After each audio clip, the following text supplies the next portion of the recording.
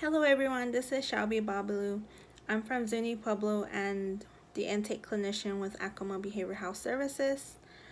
First of all, I just want to say that you are all in my thoughts and prayers as we get through this critical and sensitive time.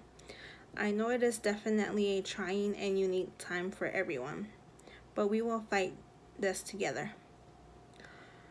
This can be a time for us to heal emotionally, spiritually, physically, and mentally, to embrace being with our loved ones and our families.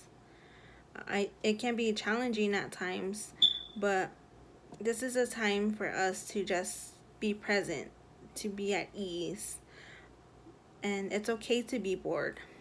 If the boredom is something intolerable for you, then you can resort to finding or getting back into something you enjoy doing, like a hobby.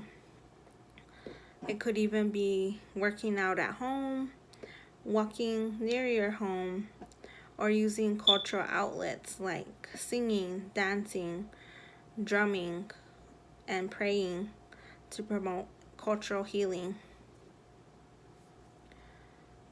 There are Native individuals out there using social media platforms to connect with others and offer their gifts of knowledge, skills, and abilities to offer healing and prayer for the world. This is very beautiful and it's something I admire, so I just want to thank everyone for sharing. I know many of you may be disappointed or maybe even distressed in some way that you're not able to attend or participate in social events like Gathering of Nations.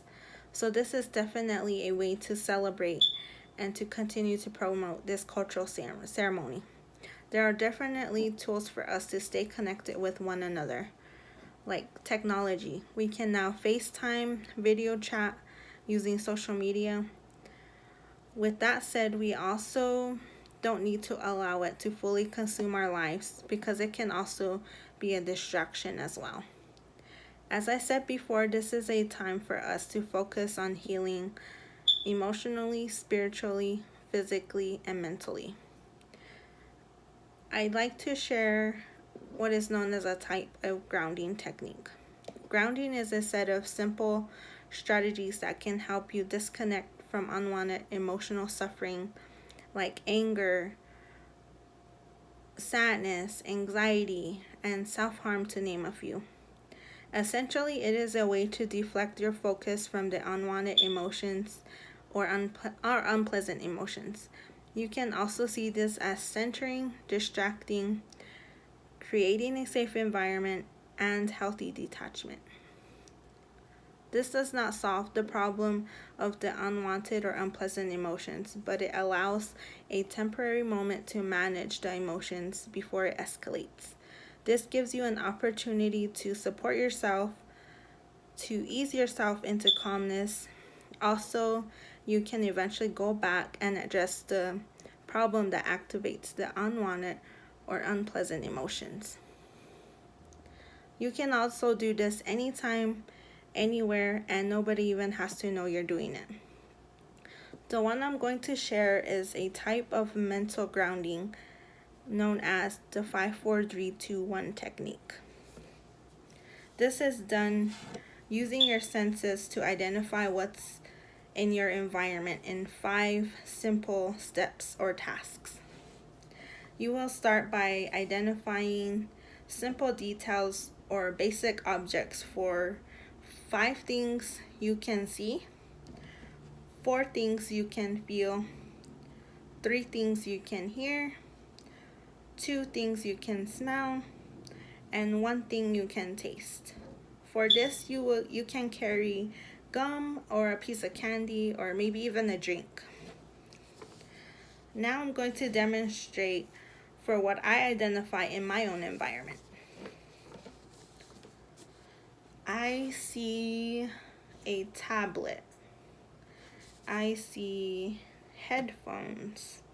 I see chipped paint on the wall, blue damask pattern lamp, and elephant wallpaper. I feel natural sunlight radiating from the window, the weight of my feet on the floor, my back against the chair, textured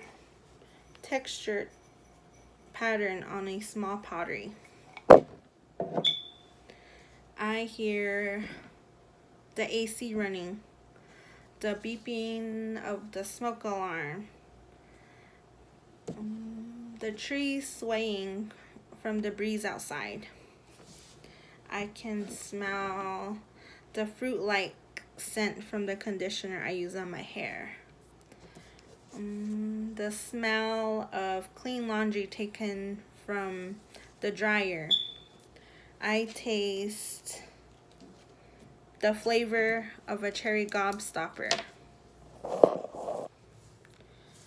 So this is what's called the 5-4-3-2-1 technique for mental grounding. I hope this is helpful to ease your mind and present a calming effect. In closing, I just want to let you all know that we are still here for support. If you are in the Acoma service area and are in need of services, we are still here to help. To establish services, intake orientation and assessment will need to be completed to determine your needs.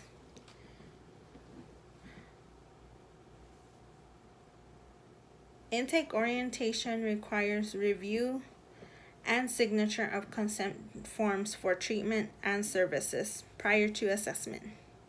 Both review of intake orientation and assessment can be completed telephonically and/or video conference using a HIPAA-compliant platform called doxy.me, which will require internet and Wi-Fi.